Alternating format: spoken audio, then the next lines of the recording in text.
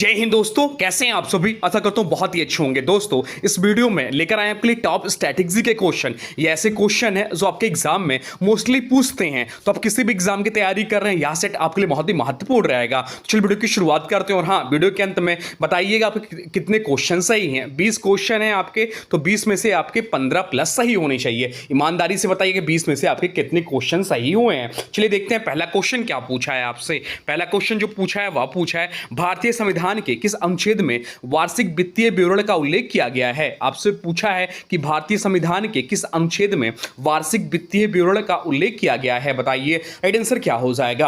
Right answer comment box में लिख दीजिए। तो राइट आंसर जो हो जाएगा वो हो जाएगा ऑप्शन बी, अनुच्छेद 112 इस प्रश्न का राइट आंसर हो जाएगा। भारतीय संविधान का अनुच्छेद 112 जो है वार्षिक वित्तीय विवरण से संबंधित है। इसे सामान्य भाषा में केंद्रीय बजट कहा जाता है। बजट में सरकार की आय एवं व्यय का विवरण दिया जाता है। चलिए बाकी विकल्पों को भी डिस्कस कर लेते हैं। अनुच्छेद 110 धन विधेयक से संबंधित है। अनुच्छेद 114 विनियोग विधेयक से संबंधित। अनुच्छेद 117 वित्त विधेयक से संबंधित है। बजट संसद में वित्त मंत्री प्रस्तुत करता है। भारत में पहला बजट 1860 में प्रस्तुत किया गया था। अब चलते हैं अगले प्रश्न की ओर, देखते हैं अगला प्रश्न क्या पूछा है। हाँ, जो भी क्वेश्चन आपसे पूछा जाए वीडियो को पॉज करिए, राइट आंसर कमेंट बॉक्स में लिखते चलिए। चलिए आपसे पूछा कि सिमलीपाल और भितरकनिका राष्ट्रीय उद्यान किस स्टेट की प्रमुख धरोहर है। आपसे पूछा कि सिमलीपाल और भितरकनिका राष्ट्रीय उद्यान किस स्टेट की प्रमुख धरोहर है। बताइए राइट आंसर क्या हो जाएगा। राइट आंसर जो हो जाएगा वो हो जाएगा ऑप्शन डी, उड़ीसा इस प्रश्न का राइट आंसर हो जाएगा। सिमलीपाल नेशनल पार्क और भितरकनिका नेशनल पार्क जो है या उड़ीसा में स्थित है। सिमलीपाल टाइगर रिजर्व के लिए प्रसिद्ध है और भितरकनिका मैंग्रोव वन एवं खारे पानी के मगरमच्छों के लिए प्रसिद्ध है। बाकी विकल्पों की बात करें, पश्चिम बंगाल सुंदरवन प्रसिद्ध है, झारखंड बेटला राष्ट्रीय उद्यान प्रसिद्ध है, आंध्र प्रदेश में श्री वेंकटेश्वर राष्ट्रीय उद्यान प्रसिद्ध है। भितरकनिका भारत का दूसरा सबसे बड़ा मैंग्रोव क्षेत्र है। सिमलीपाल यूनेस्को बायोस्फीयर रिजर्व है। अब चलते हैं अगले प्रश्न की ओर, देखते हैं अगला प्रश्न क्या पूछा है आपसे। अगला प्रश्न जो पूछा है वह पूछा, पेंटागोनिया का मरुस्थल मुख्य रूप से किस देश में स्थित है। आपसे पूछा कि पेंटागोनिया का मरुस्थल मुख्य रूप से किस देश में स्थित है। बताइए राइट आंसर क्या हो जाएगा। राइट आंसर कमेंट बॉक्स में लिख दीजिए। तो राइट आंसर जो हो जाएगा वो हो जाएगा ऑप्शन ए, अर्जेंटीना। अर्जेंटीना इस प्रश्न का राइट आंसर हो जाएगा। पेंटागोनिया डिजर्ट दक्षिण अमेरिका का प्रमुख मरुस्थल है या मुख्य रूप से अर्जेंटीना में स्थित है। इसे कोल्ड डिजर्ट भी कहा जाता है। आपसे पूछ सकता है कि कोल्ड डिजर्ट किसे कहा जाता है, तो पेंटागोनिया डिजर्ट को ही। चिली की बात करें, चिली में जो है यहाँ अटाकामा मरुस्थल प्रसिद्ध है। ब्राजील में अमेजन वर्षा वन के लिए प्रसिद्ध है और सूडान सहारा मरुस्थल क्षेत्र में स्थित है। अब चलते हैं अगले प्रश्न की ओर, देखते हैं अगला प्रश्न क्या पूछा है आपसे। अगला प्रश्न पूछा, प्रसिद्ध हर्षचरित पुस्तक के लेखक कौन थे। आपसे पूछा है कि प्रसिद्ध हर्षचरित पुस्तक के लेखक कौन थे। बताइए राइट आंसर क्या हो जाएगा। राइट आंसर कमेंट बॉक्स में लिख दीजिए। तो राइट आंसर जो हो जाएगा वो हो जाएगा ऑप्शन बी, बाणभट्ट इस प्रश्न का राइट आंसर हो जाएगा। लगभग सभी लोगों का यह जो उत्तर होगा सही होगा। हर्षचरित के लेखक बाणभट्ट थे। बाणभट्ट राजा हर्षवर्धन के दरबारी कवि थे। अभी क्वेश्चन पूछा है कि बाणभट्ट जो है किस राजा के दरबारी कवि थे, तो बाणभट्ट राजा हर्षवर्धन के दरबारी कवि थे। यह संस्कृत भाषा में लिखी गई जीवनी है। बाकी विकल्पों की बात करें तो कालिदास, अभिज्ञान शकुंतलम, मेघदूतम, कुमार संभवम, ये सभी कालिदास इसके लेखक हैं।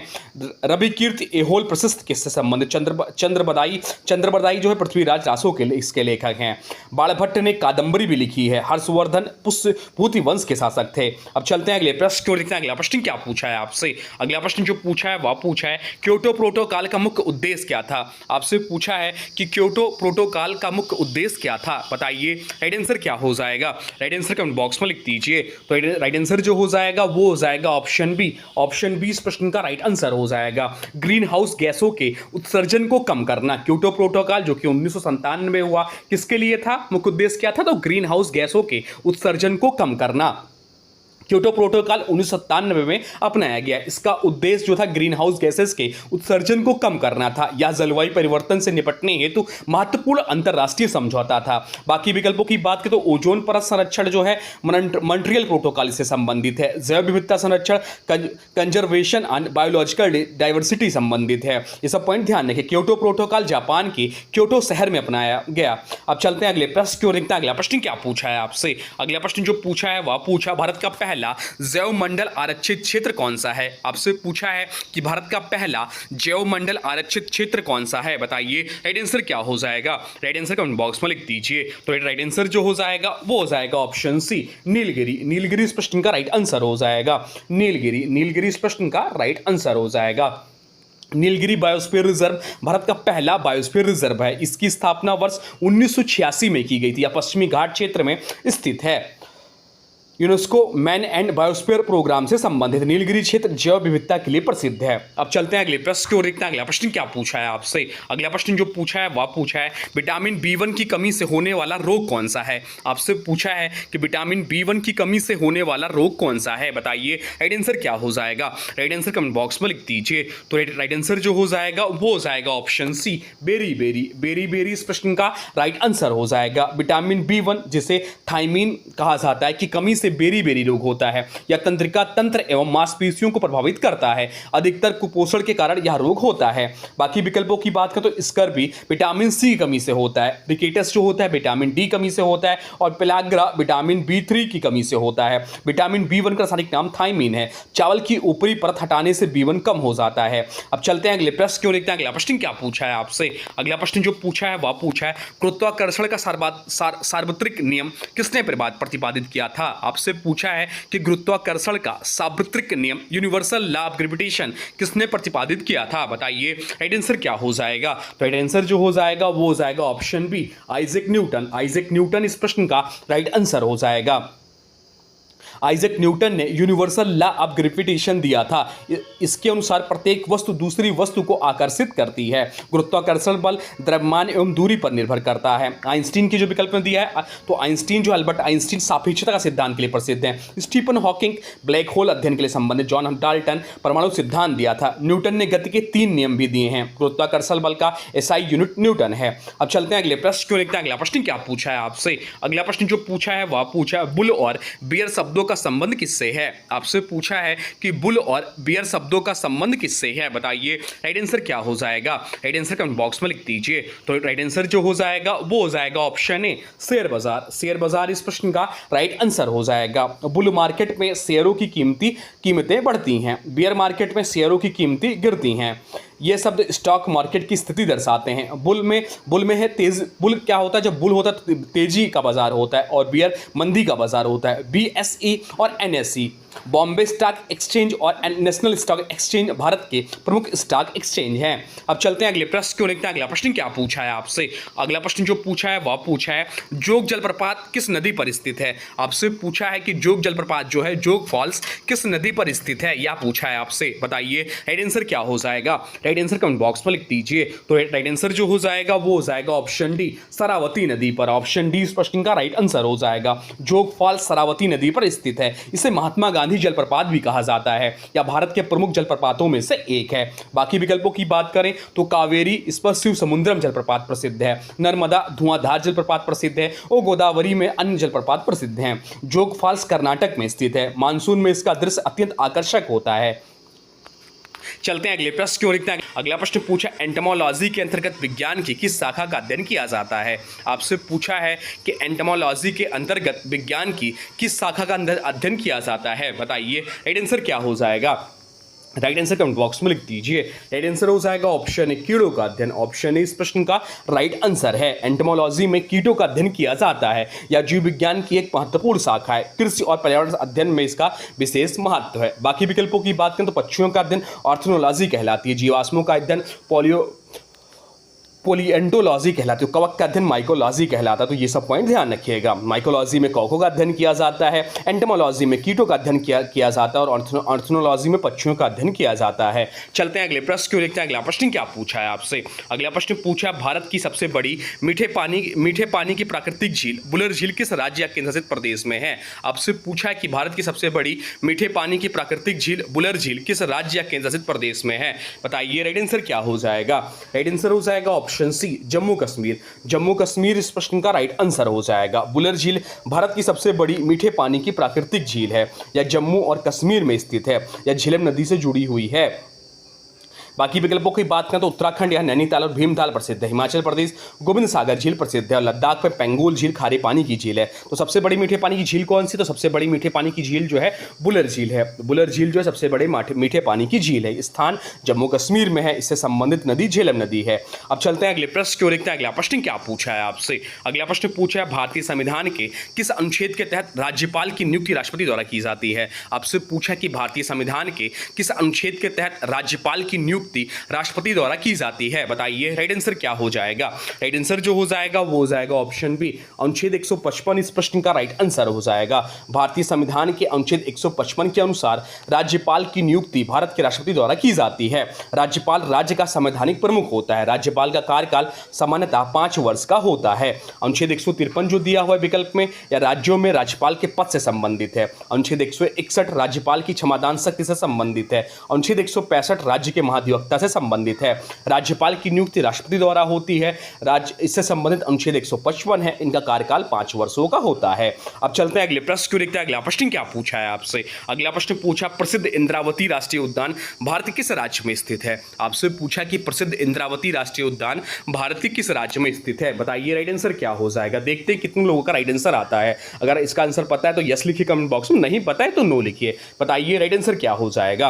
राइट आंसर हो जाएगा ऑप्शन ए, छत्तीसगढ़। छत्तीसगढ़ इस प्रश्न का राइट आंसर हो जाएगा। इंद्रावती राष्ट्रीय उद्यान भारत के छत्तीसगढ़ राज्य में स्थित है। यह उद्यान विशेष रूप से जंगली भैंस के लिए प्रसिद्ध है। यह उद्यान प्रोजेक्ट टाइगर के अंतर्गत भी शामिल है। बाकी विकल्पों की बात करें तो उड़ीसा यहाँ सिमलीपाल राष्ट्रीय उद्यान प्रसिद्ध है। झारखंड यहाँ बेतला राष्ट्रीय उद्यान स्थित है और महाराष्ट्र यहाँ तडोबा राष्ट्रीय उद्यान प्रसिद्ध है। तो यह किस राज्य में है? इंद्रावती राष्ट्रीय उद्यान छत्तीसगढ़ में प्रसिद्ध जंगली क्षेत्र भैंस एवं बाघ से।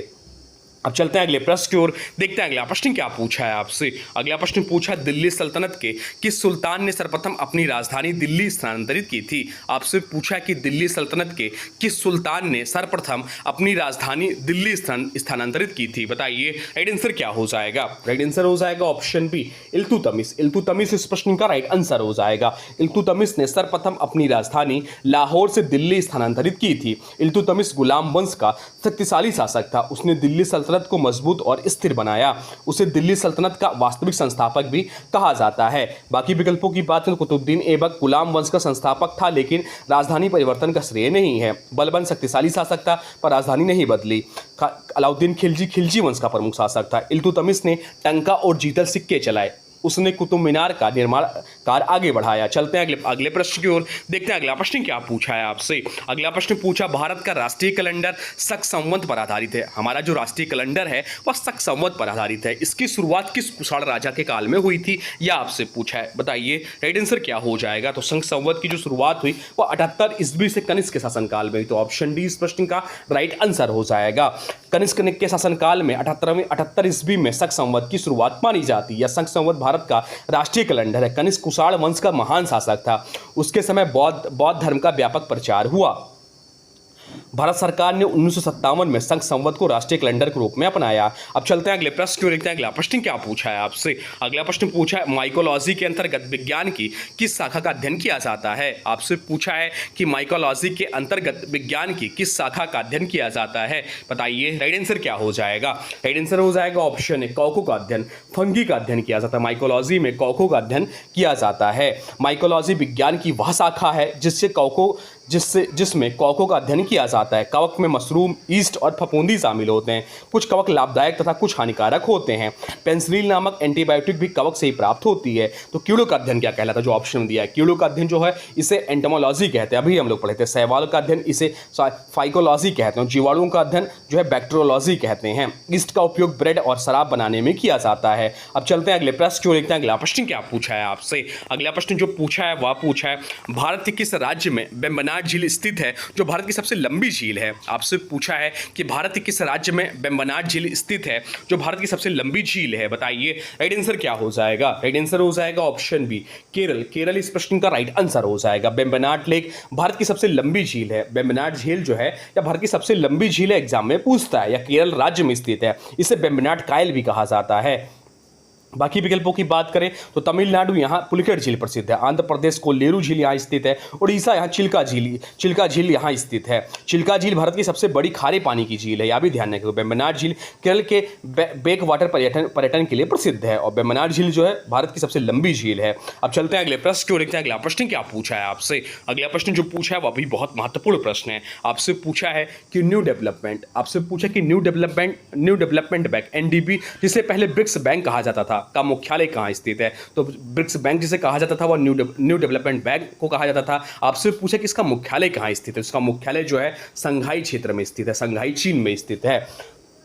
न्यू डेवलपमेंट बैंक का मुख्यालय संघाई चीन में स्थित है। इसकी स्थापना ब्रिक्स देशों के द्वारा की गई थी। एनडीबी का उद्देश्य विकासशील देशों में आधारभूत संरचना और विकास परियोजनाओं को वित्तीय सहायता देना है। इससे पहले ब्रिक्स बैंक के नाम से भी जाना जाता था।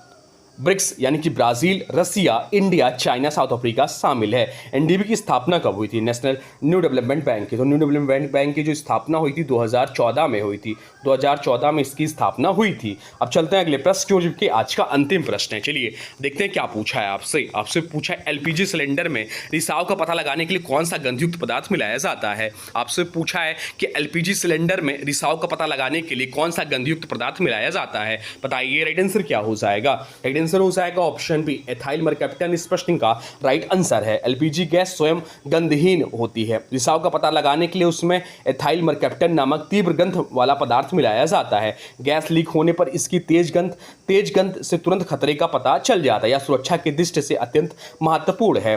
बाकी विकल्पों की बात करें तो मिथाइल आइसोसाइनेट अभी हम लोग पढ़े थे। भोपाल गैस त्रासदी से संबंधित जहरीली गैस है। एलपीजी का फुल फॉर्म क्या होता है? तो एलपीजी का full form liquefied petroleum gas होता है। एलपीजी मुख्यतः ब्यूटेन प्रोपेन गैसों का मिश्रण है। तो ये थे आपके टॉप 20 स्टैटिक जीके के क्वेश्चन जो आपके आने वाले एग्जाम के लिए बहुत ज्यादा महत्वपूर्ण है। अब आज के वीडियो से प्रश्न है, इसका राइट आंसर आप लोग को कमेंट बॉक्स में बताना है। आज के वीडियो से प्रश्न है कि भरतनाट्यम शास्त्रीय नृत्य मुख्य रूप से किस भारतीय राज्य की देन है। आपसे पूछा कि भरतनाट्यम शास्त्रीय नृत्य मुख्य रूप से किस राज्य की देन है। इसका जो भी राइट आंसर होगा कमेंट बॉक्स में जरूर बताइएगा और वीडियो कैसा लगा इसके बारे में भी जरूर बताइए। तो दोस्तों ये थे आज के महत्वपूर्ण स्टैटिक जीके क्वेश्चन। अगर वीडियो पसंद आया हो तो लाइक करें, शेयर करें और चैनल सब्सक्राइब जरूर करें ताकि ऐसे ही महत्वपूर्ण प्रश्न आपको रोज मिलते रहे। तो चलिए मिलते हैं एक नए वीडियो में, तब तक के लिए जय हिंद, वंदे मातरम।